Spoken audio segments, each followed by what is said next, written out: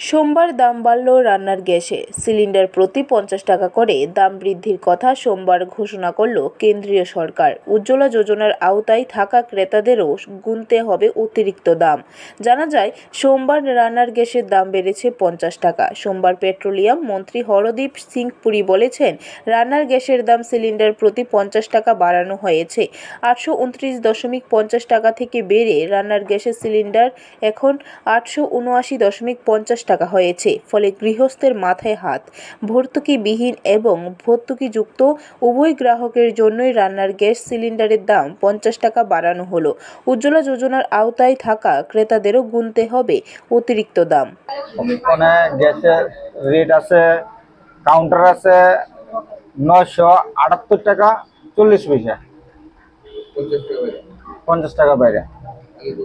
আগে আসলো 928 টাকা 50 পয়সা।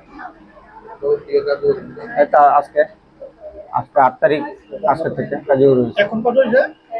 ব্যুরো রিপোর্ট, খবর ত্রিপুরা।